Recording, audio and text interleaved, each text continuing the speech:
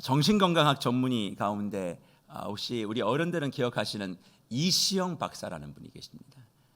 포털에 쳐보시면 그 이시영 박사가 이렇게 굉장히 많은 강연과 저술을 했는데 2018년도에 이 이시영 박사가 집필한 책이 하나 있습니다. 그 책이 뭐냐면 쉬어도 피곤한 사람들, 쉬어도 피곤한 사람들이라고 하는 책을 저술합니다.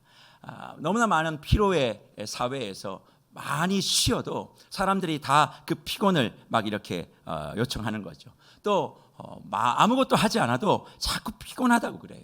그래서 이시영 박사가 왜 사람이 쉬어도 피곤한가 그렇게 연구를 하면서 진짜 피곤한 건 몸이 아니라는 것을 이야기합니다. 몸이 피곤해서 우리가 피곤한 게 아니라 뭐가 피곤해서 피곤한 거냐면 뇌가 피곤해서 피곤하다. 우리의 뇌가 피곤한 거지 사실 몸이 피곤하지 않다 그렇게 얘기합니다. 그래서 뇌가 피곤한 사람들이 가지고 있는 3대 증후군, 뇌피로 3대 증후군을 이야기하는데 그 책에서 첫 번째가 뭐냐면 뇌가 피곤하면 면역에 문제가 생긴다. 그러니까 장염, 위염, 구내염, 알러지 뭐 이런 걸 가지고 있는 분들이 다 실상은 몸이 피곤한 게 아니라 뇌가 피곤해서 그렇다 이분이 이제 말씀하시고, 두 번째는 대사에 문제가 생긴다 그렇게 얘기합니다. 그러니까 우리의 여러 가지 흐름들이, 몸의 흐름들이 문제가 생긴다 그렇게 얘기하면서 비만, 당뇨, 지방간 이런 것들이 결국 이 뇌의 피곤으로부터 온다, 이 박사는 얘기를 합니다. 그리고 마지막으로 자율신경에 문제가 생기는데 심장병, 고혈압, 불면증, 그리고 우울증, 갱년기 장애, 이 모든 것이 실상은 뇌의 문제에서부터 비롯된다 그렇게 이야기를 합니다. 그러면 왜 사람이 모든 환경이 다 좋아졌음에도 불구하고 우리의 뇌는 이렇게 지치고 이렇게 피곤할까? 점점 더 경쟁 사회가 되어지고 여러 가지 사람들 사이에서 일어나고 있는 일들이 쉽지 않아서 뇌가 긴장 상태에 있기 때문이다 그렇게 이야기하지만, 이시영 박사는 우리 인간의 뇌가 점점 더 이렇게 지치고 피곤한 이유를 자연 결핍 증후군을 앓고 있기 때문이다 그렇게 얘기합니다. 무슨 증후군이요? 자연 결핍 증후군. 그러니까 인간의 삶이 도시 환경, 거기에 너무 많이 노출되어지고 자연으로부터 점점 더 멀어지다 보니까 결국에는 눈에는 화려하게 보이지만 결국 인간의 삶은 불행해지고 병을 많이 얻게 되어진다 그렇게 이야기를 하는 거예요. 그래서 사실은 아무것도 하지 않아도 우리가 피곤한 이유가 뭐냐면 뇌는, 우리가 이런 말씀 들어보셨습니까? 멍 때리다. 멍 때릴 여유도 없으십니까? 뭐 불멍, 물멍 뭐 이런 거 있지 않습니까? 그 멍 때리다라고 할 때에 멍이라고 하는 것을 우리는 멍이라고 생각하지만 그 멍을 때리는 순간에도 뇌는 움직인다는 거예요. 그러니까 뇌는 아주 작지만 우리가 멍을 때리는 그 순간에도 계속 돌아간다. 그거를 DMN이라고 그렇게 이야기를 하는데 그 의학 용어인 것 같습니다. 뭐 디폴트 모드 네트워크라고 뭐 그렇게 얘기하는데, 그런데 어찌됐든 그런 상황을 뇌가 가지고 있기 때문에 계속 뇌는 돌아가니까 환경이 점점 더 삭막해지면 삭막해질수록 지겹다, 지친다, 그리고 졸리다, 이런 것들이 계속 반복한다는 거예요. 그러니까 인간이 자연을 환경해야 된다, 회복해야 된다 그렇게 이야기합니다. 그래서 저는 이 얘기를 들으면서 그렇지, 교회도 마찬가지야. 들어올 때 우리가 막 그런 시멘트 사이에서 있었던 그런 환경에서 교회만큼이라도 자연 속에 있도록 만들어줘야지. 자연 속에 있지 못하면 자연을 느낄 수 있도록 해줘야지. 그런 마음들을 갖게 되어지는 거예요. 정말 한번 생각해 보시죠. 교회에 들어올 때에 수많은 시멘트와 아스팔트가 걷어지고 거기에 잔디와 그리고 여기에 꽃들과 거기에 여러 가지 호수와 거기에 벤치와 그리고 오늘 제가 얘기한 것처럼 모소나무 숲이 한 철에 쫙 펼쳐져 있으면 그걸 거닐 때 좋을까요, 안 좋을까요? 교회에 오면 바람 소리가 들리고, 교회에 오면 나무 소리가 들리고, 교회에 오면 새 소리가 들리고, 그런 것들을 경험하면 예수 믿지 않는 사람들도 그 교회인 것 같은데 교회가 아니고, 교회가 아닌 것 같은데 교회 같은 그곳에 와서 주님을 만나지 않겠습니까? 그런데 이런 환경들이 점점 더 줄어들다 보니까 뇌가 뭘 느껴요? 피로를 느끼게 된다. 그러니 결국 우리의 삶에 뭘 느껴요? 많이 피곤과 그리고 지침과 병을 얻게 된다 그렇게 말씀합니다.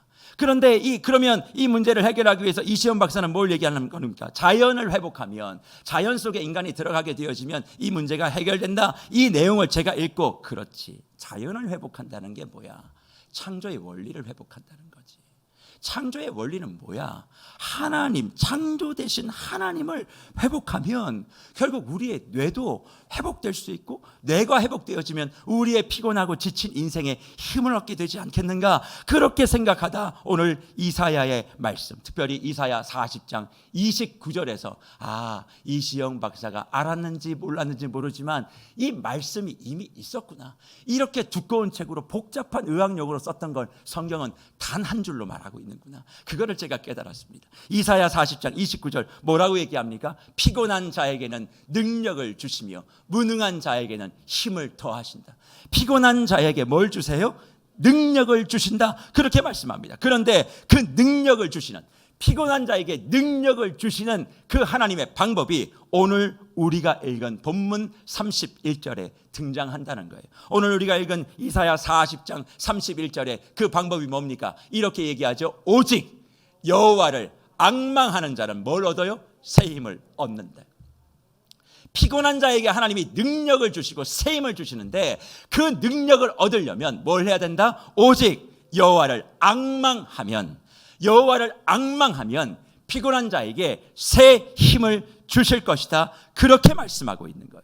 그러니까 지쳐있고 오늘 일상들이 너무 다 짜증스럽고 우리의 삶의 모든 부분들이 다 분노가 가득하고, 그리고 여러 가지 많은 이들이 피곤하다, 귀찮다, 짜증하다, 이것을 그냥 반복적으로 얘기하는 이 시대를 살아가는 예수 그리스도의 신앙인들이, 예수를 믿는 그리스도인들이 어떻게 그 힘을 충전할 수 있느냐? 좋은 영양제를 먹고 뭔가를 한다고 해서 되는 것이 아니라, 여호와를 뭐하면? 앙망하면, 여호와를 뭐하면? 앙망하면 새 힘과 능력을 주시겠다. 그렇게 말씀합니다. 그러면 앙망이라는 게 뭐냐 도대체? 우리 이 구절 엄청 많이 외웠거든요. 여호와를 앙망하면 새 힘을 준다. 수련회 가서 밥 먹기 전에 늘 외워야 될 필수 암송 구절 중에 하나가 이거였어요. 근데 앙망이 뭔지를 모르니까 밥만 먹고 마는 거예요. 앙망이 뭐예요? 한번 저한테 설명해 보세요. 바로 그거예요. 말씀하셨잖아요 방금. 저는 들었어요. 그 앙망이라는 걸 다 알고 외우셨을 거라고 생각해요. 그 앙망이라고 하는 말은 히브리 말로 카바라는 말이에요. 카바가 도대체 뭐냐? 이게 실이라고 보면 이걸 꼬아요. 실 두 개를 꼬아서 묶는 것을 카바라고 하는 거예요. 줄 두 개를 비꼬아서 틀어서 하나로 묶어내는 것. 줄을 꼬아 하나로 묶다가 앙망이라는 뜻이에요. 카바라는 뜻이에요. 그러니까 우리가 너무 이 의미에 대해서 모르고 외우기만 하니까 실천을 못하는 거예요. 앙망이 뭐야? 하나님을 뭐 이렇게 어떻게 해보나 보다, 막 그렇게 하나 보다. 그게 아니라 의미는 뭐냐면 줄을 꼬아 하나로 묶다. 무슨 얘기입니까? 하나님을 향한 나의 기대, 나의 소망을 정말 간절하게 들여서 내 몸과 영혼이 비틀어져 가지고 단단한 줄이 되는 거예요. 그냥 한번 기대하고 마는 것이 아니라 내 몸과 내 영이 하나의 줄로 꼬여가지고 하나님 앞에 상달되어지고 하나님께 올라가는 사다리가 되어지는 그런 놀라운 은혜를 체험하는 단어가 카바, 곧 앙망이라는 거예요. 그러니까 만나고 싶고 보고 싶고 이야기하고 싶고 그리고 함께 있고 싶은 그 사람이 오지 못하면 안절부절 못하잖아요. 그런 경험 없으세요? 내가 너무나 사랑하는 사람이 오지 않으면 또 그 사람을 봐야 되는데 그 시간이 빨리 오지 않으면 그냥 어찌할 바 모르는 그 심령, 내 몸이 이미 그 사람에게 가 있는 거예요. 내 마음이 이미 그 사람에게 가 있는 거예요. 그런 마음, 내 마음과 몸이 그 사람을 향해 연결되어진데 그 연결되어지는 줄이 끊어지는 줄이 아니라 꼬여 있어서 동아줄처럼 단단하게 있는 그 상태를 카바, 곧 앙망이라고 얘기하는 거예요. 그러니까 저는 이사야 선지자가 어떤 의미에선 뭐 복음의 영광을 보고 놀라운 선지자로 이야기합니다만, 저는 이사야의 애칭을 이렇게 짓고 싶어요. 앙망의 선지자. 하나님을 너무나 사랑하고 보고 싶어서 그의 몸과 영혼이 하나님께 끊어지지 아니하는 동아줄로 딱 매듭져 있는 그 사람. 왜요? 이사야 38장 14절에 선지자 이사야가 이런 고백을 반복하고 있기 때문에 그래요. 나는 제비같이 한같이 지적이며 비둘기같이 슬피 울며, 그 다음에 내 눈이 뭐하도록? 쇠하도록. 내 눈이 쇠하도록 앙망하나이다. 내 눈이 쇠할 정도로 사랑하는 하나님을 너무너무 많이 봐서 그 하나님을 너무너무 기대하고 있어서 자기의 눈이 피곤할 만큼 그렇다 이야기를 하고 있다라는 거예요. 그러면 도대체 이 몸과 마음이 하나님만을 바라보며 끊어지지 아니하는 동아줄처럼 딱 매듭되어져 있는 이 앙망을 어떻게 우리가 마음속에 품을 수 있을까? 앙망의 근원이신 하나님, 내 마음이 끌리고 내 마음을 다 쏟아 놓아야 될 그 사랑의 대상이 누군지를 알면 이게 매듭지어지는 거예요. 억지로 되는 것이 아니라 사랑하면, 억지로 되는 것이 아니라 좋아하면, 어떻게 하면 그 사람을 내가 위해 줄까, 그런 마음의 간절함으로 하루를 보내듯 하나님이 어떤 분이신지, 하나님이 왜 내게 사랑의 대상인지가 분명히 알면 자발적으로 그것이 된다라는 거예요. 그래서 여호와를 앙망하는 자에게 셈을 주시는데, 그 앙망을 체험하려면 하나님이 누구인지를 알아야 돼. 네가 하나님이 누군지 모르니까 몸과 영혼의 동아줄을 매지를 못하는 거야. 그래서 네 인생이 피곤한 거야. 너의 인생이 지치는 거야. 일이 많아서 그런 것이 아니야. 하나님이 누군지 몰라서, 하나님으로부터 멀리 떨어져서. 이시영 박사는 자연으로부터 멀리 떨어져서 너희가 피곤하다 그렇게 얘기하지만, 이사야 선지자는 하나님이 누군지 몰라 하나님으로부터 멀리 떨어져서 너희의 영혼이, 너희의 뇌가 피곤하여 지친 거야, 그렇게 말씀해 주고 있다는 겁니다. 그래서 하나님을 너희가 뭐해요? 오늘 본문 26절의 말씀을 보세요. 너는 알지 못한다 그렇게 얘기합니다. 그러면서 눈을 들어 이 모든 것을 누가 창조했는지 한번 살펴보라 그렇게 얘기합니다. 하나님의 창조하심, 그것이 얼마나 놀라운지 너희가 알지 못한다는 거예요. 그러면서 뭐라고 주님께서 말씀하십니까? 28절 말씀에 이렇게 이야기하고 있지 않습니까? 너는 알지 못하느냐, 듣지 못하였느냐, 영원하신 하나님 여호와 땅끝까지 창조하신 이는 뭐하지 않는다? 피곤하지 않는다. 하나님의 창조하신 그 하나님을 분명히 알면 너희가 피곤하지 않는다 그렇게 말씀하시는 거예요. 오늘 저와 여러분을 피곤치 않고 지치지 않게 해주시는 하나님은 창조의 하나님이신 줄 믿습니다. 창조에 대한 신앙을 갖지 않으면 하나님을 향하여 앙망할 수가 없습니다.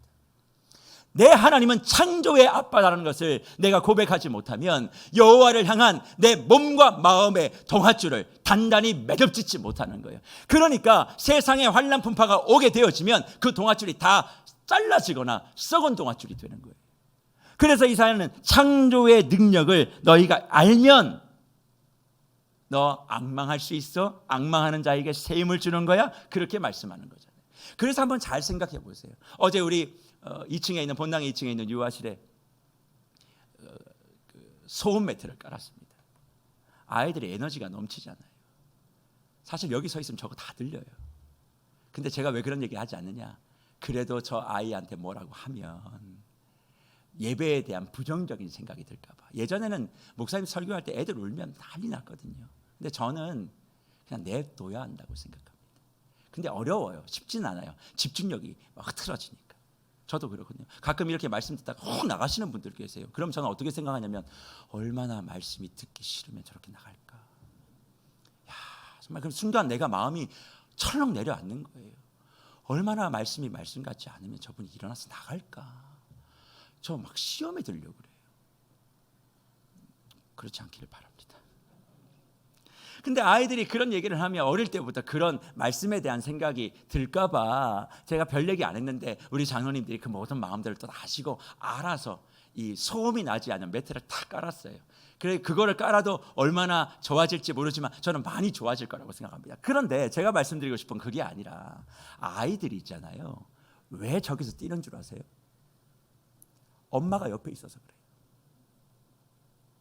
엄마를 믿고 있기 때문에 그렇게 망아지처럼 뛰는 거예요. 엄마 없으면요, 애들 꼼짝도 못해요. 자기 엄마 찾지. 엄마가 나의 든든한 뒷배가 된다고 생각하니까 아이들이 그렇게 뛰는 거죠. 아빠가 옆에 있으니까 아빠가 든든한 방패막이가 되는 거예요. 그래서 어릴 때는 아빠가 최고인 줄 알아요. 근데 좀 자라면 아빠가 별게 아니라는 걸 알게 돼요. 슬퍼요. 뭐만 얘기하면 뭐 어디 가서 가끔 그런 경우도 있거든요. 야, 우리 아빠가 누군지 알아? 그런 얘기 들을 때 창피해요. 내가 뭔데? 그때는 막 자신 있게 얘기하잖아요. 근데 좀 커봐봐요. 아빠 얘기 안 하려고 그러지. 그게 뭐냐면 어릴 때는 아빠가 최고였는데 커보니까 그나 나랑 세월 같이 늙어가고 뭐 똑같은데. 그러니까 아이들이 그러니까 뭐예요? 어릴 때는 망나니처럼 뛰었던 아이들이 이제 성장하고 나서는 철드는 거예요. 세상이 그렇게 만만하지 않다는 거 알게 되는 거예요.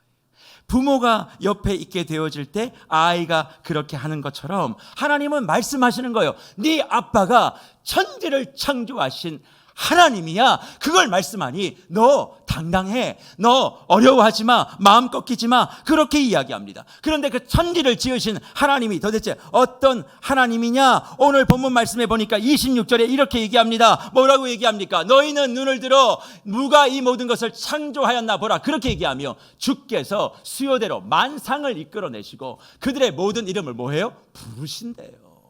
만상을 이끌어내시고 그들의 모든 이름을 부르시나니 그의 권세가 크고 그의 능력이 강함으로 하나도 빠짐이 없다. 그렇게 얘기합니다. 저는 그의 수요대로 만상을 이끄시고 그들의 모든 이름을 부르신다라고 하는 이 구절을 딱 읽을 때 무슨 말씀이 마음속에 새겨졌느냐? 시편 147편 4절의 말씀.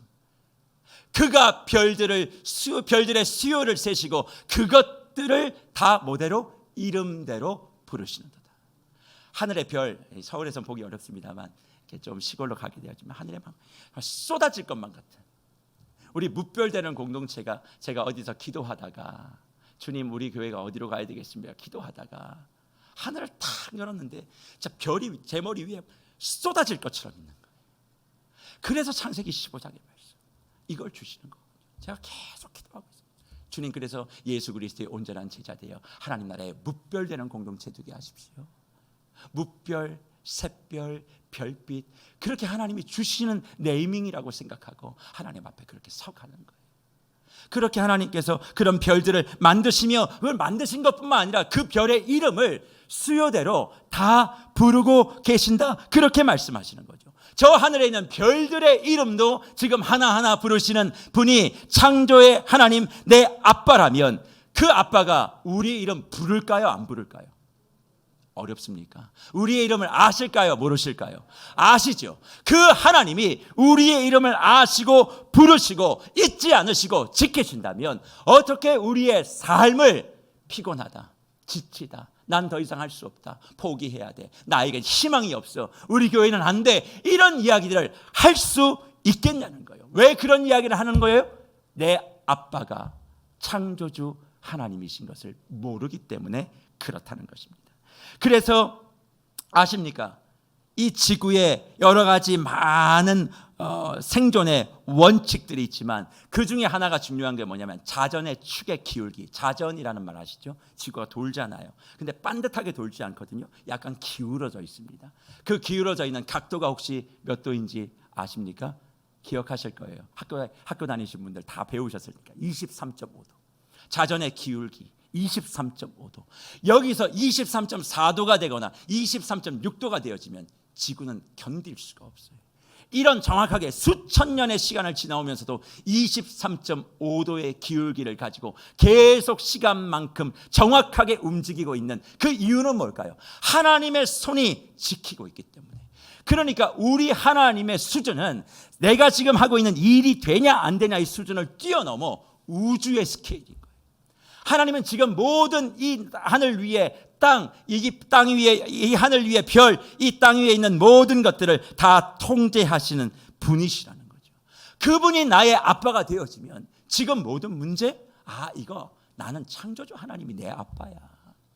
지금 저 별도 하나님이 다 움직이시고 지구도 돌리시고 저 바다에 조석 간만의 차도 하나님이 정확하게 움직이고 이게 다 하나님이 나를 지킬 거라는 그런 믿음을 갖고 있으면 그 속에서 우리는 뭐예요? 여호와를 앙망할 수 있다. 그렇게 말씀하고 있다라는 것입니다. 그러니 그 하나님 앞에 우리가 서면 우리는 어떤 존재냐? 이사야 40장 15절에 이사야가 이렇게 얘기합니다. 보라, 그에게는 열방이 통의 한 방울 물과 같고 저울의 작은 티끌 같으며 섬들은 떠오르는 먼지 같다. 창조의 하나님 앞에 우리가 서면 열방이, 자막 올려주세요, 한 통의 통 안에 한 물방울 같다.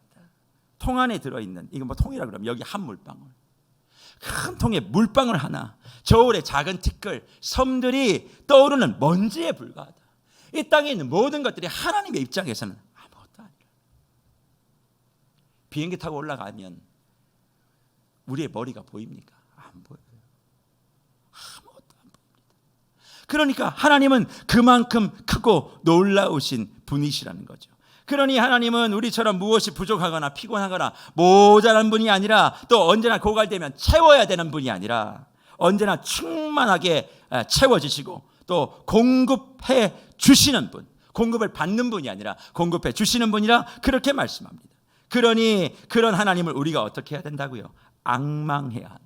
그 하나님을 진짜 바라봐야 된다. 사모해야 된다. 하루 종일 창조의 능력을 기억해야 된다. 그러면 그런 사람에게 하나님이 뭘 주세요? 새 힘을 준다. 그렇게 말합니다. 앙망하면 새 힘을 준다. 그 새 힘이라는 말이 뭐냐? 할라프코아, 새로운 생기, 새롭게 됨, 재충전. 무슨 얘기냐? 생기를 얻는다는 거예요. 능력의 기운을 얻게 된다는 거예요. 그것을 하나님이 충전해 주신다. 그렇게 말씀하십니다. 저는 오늘 고난중간 특세를 통해서 여호와를 오직 앙망하는 우리 모든 세계로교회 뭇별과 샛별들에게 하나님께서 새 힘과 능력을 부어주시기를 간절히 축복합니다. 그러면 그 새 힘을 얻게 되어지면 나타나는 반응 세 가지가 있대요. 그 세 가지를 오늘 살피고 기도하려고 합니다. 세 가지의 모습 뭡니까? 31절 다시 한번 볼까요? 오직 여호와를 앙망하는 자는 새 힘을 얻으리니, 첫 번째, 독수리가 날개치고 올라감 같을 것이요, 두 번째, 다름박질하여도 곤비하지 아니할 것이요, 세 번째, 걸어가도 피곤하지 아니하리로다. 그렇게 말씀합니다. 날아오르고 달려가고 걸어가는 세 가지. 근데 좀 이상하지 않으세요?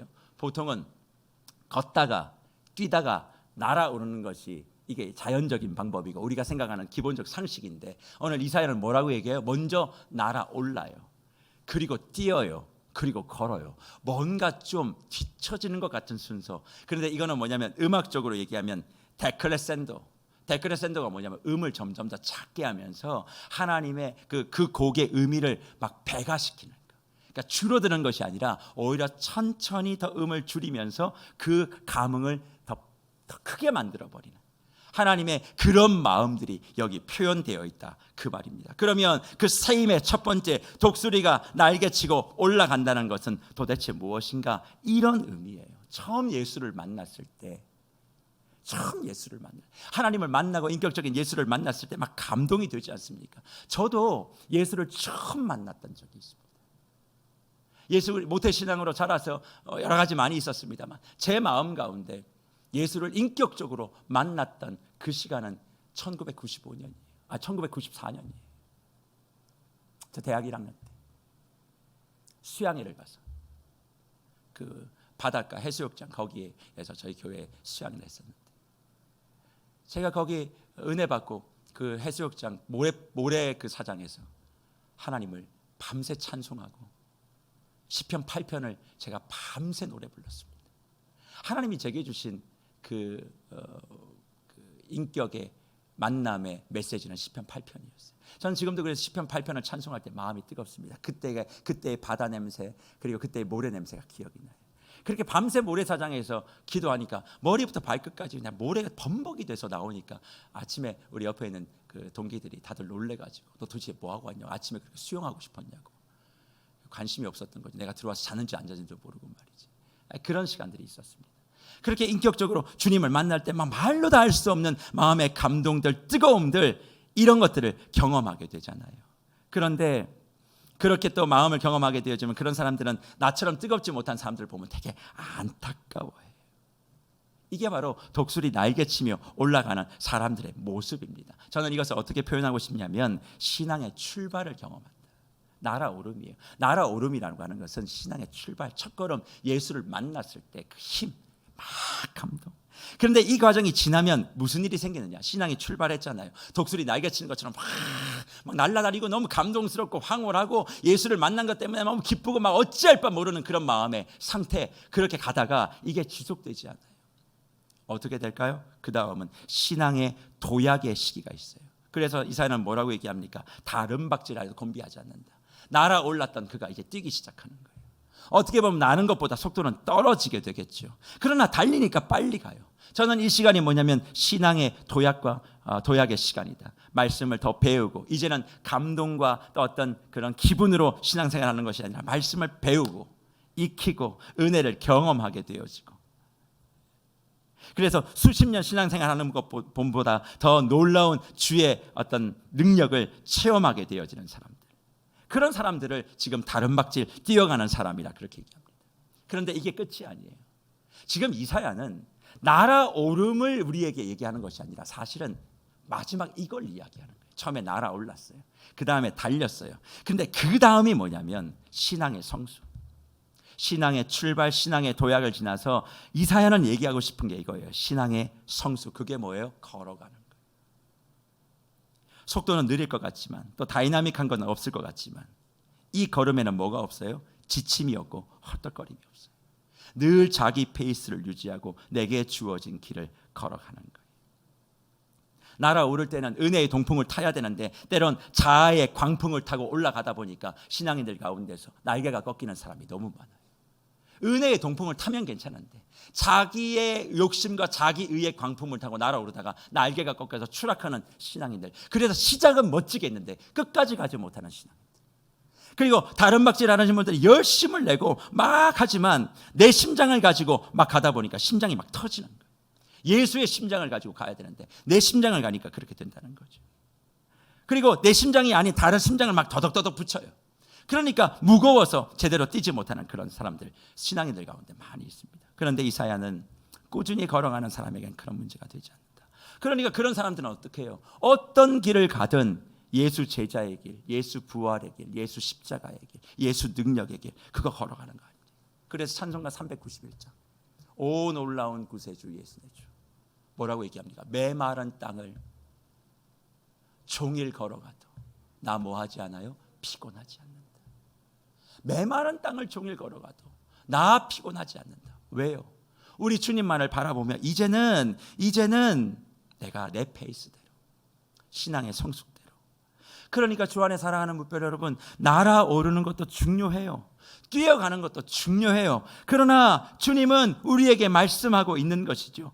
비상하는 그런 축복의 시간도 필요하고 지침 없이 달려가는 그런 능력도 필요하지만 가장 중요한 것은 우리의 걸음을 멈추지 않고 내게 주어진 삶의 길, 신앙의 길을 완주하면 바로 거기에 하나님의 기적이 나타난다고 말씀하고 있는 것입니다. 그러니 이사야 40장 31절, 오직 여호와를 안 망하는 자는 새 힘을 얻으리니 독수리 날개치며 올라가는 거기에만 끝나지 마시고, 왜 이사야가 다른 박질 그리고 걸어감을 이야기하고 있는가를 기억하시고 이 말씀을 나의 말씀으로 받으셔야 될 줄 믿습니다. 그러니 지금 이 순간 내가 서 있는 자리에 지쳐 있어도 우리의 목표는 뭐예요? 이 길을 완주하는 거예요.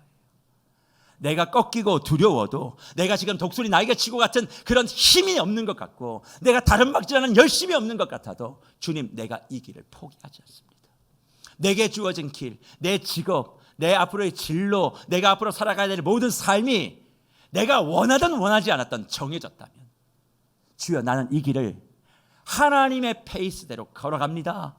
끝까지 완주할 것입니다. 누가 뭐라 그래도 포기하지 않습니다. 왜? 나의 아빠는 창조주 하나님이시니까. 그분이 내 옆에 계시고 내 뒤에 서 계시고, 그리고 나는 그분만을 믿고 걸어가니까요. 그러니 독수리처럼 날아오를 수도 있습니다. 소년처럼 달려갈 수도 있습니다. 그러나 광야의 길이 내게 펼쳐져도 꾸준히 걸을 수 있어야 되는 거죠. 지금 내 삶이 답답합니까? 내 삶이 풀어지지 않는 것 같아서 마음속에 어려움이 있으십니까? 하나님을 앙망하십시오. 모든 시선을 하나님께 맞추고 주님을 앙망하는 눈과 마음과 영혼과 신앙의 삼겹줄을 꼬아 주님 앞에 올려드리면 주님이 그 신앙과 고백의 동역줄을 잡아 붙들어 매시고 저와 여러분을 날아오르게 하시든 뛰어가게 하시든 걷게 하시든 어떤 방법으로든 저와 여러분에게 허락하여 주신 하나님의 인생을 반드시 완주하게 해 주실 줄 믿습니다. 그러니 오늘 이 시간 내 마음 가운데 다른 것 하나 없습니다. 내 눈이 쇠할 정도로 주님께 집중해 보는 거예요. 나의 모든 시선을 주님께 다 한번 맞춰보는 거예요. 그렇게 되어지면 주님이 우리의 삶에 반드시 길을 내시고 인도하신 그 하나님이 우리와 함께 계신데 왜 우리가 이 길을 걸어가지 않을 수 있겠습니까? 우리의 인생은 내가 만든 인생이 아닙니다. 주님의 계획 속에 있는 인생이고 주님이 만드시고 주님이 이끄신 길이라면 우리의 목표는 어느 한순간이 목표가 아니에요. 내 지금 있는 이 순간이 우리의 목표가 아닙니다. 우리의 목표는 인생 전체가 우리의 목표인 거예요. 지금 뭐 하나 잘 됐다고 독수리 날개 치고 나 올라가는 것 같다. 뭐 좀 안 됐다고 나는 안 되는 것 같다. 그거 아닙니다. 하나님은 우리의 인생의 모든 조각조각을 다 맞추셔서 하나님의 길을 완성시키고자 저와 여러분을 이 땅에 살게 하고 있는 줄 믿습니다. 그러니 지금 내 인생에 퍼즐 하나가 좀 제대로 안 끼워졌다고 해서 괜찮아요. 주님이 걷게 하시고 주님이 뛸 때 되면 뛰게 하시고 주님이 날 때 되면 날게 하실 거예요. 중요한 건 이 길은 나의 길이 아니다. 주의 길이다. 그리고 이 길을 설계하신 분이 하나님이시다. 근데 그분은 창조주 능력자. 저 별에 있는 이름도 부르시고 내 이름도 기억하시고 지금도 나는 듣지 못해도 그분은 나를 부르시며 힘내. 힘이 없으면 네 힘대는 내가 있잖아. 그렇게 말씀하시고 우리의 뒤에서 밀어주시고 앞에서 끌어주시고 있음을 분명히 믿고 우리가 해야 될 건 뭐예요? 앙망하는 것. 매일 주님을 향해 나의 시선, 나의 믿음, 나의 모든 것을 다 드리겠습니다. 그런 마음을 가지고 서게 되어질 때 반드시 새 힘을 주시고 우리의 삶의 능력을 베풀어 주실 주님 우리와 함께 하시며 우리의 모든 삶의 기도를 응답해 주실 줄 믿습니다. 포기하지 마십시오. 예수 그리스도의 십자가의 죽음은 끝이 아니라 새로운 시작이었습니다. 지금 다시 이렇게 기도하고 내 삶의 현장으로 갔을 때 이 지루한 인생을 내가 얼마만큼 또 살아야 돼? 내가 이걸 왜 해야 돼? 생각할 수 있겠습니다만 그 길을 설계하신 창조주 하나님, 내가 할 수 있는 건 앙망하는 거다. 내가 할 수 있는 최선, 내가 할 수 있는 믿음의 고백 다 주님 앞에 올려드리자.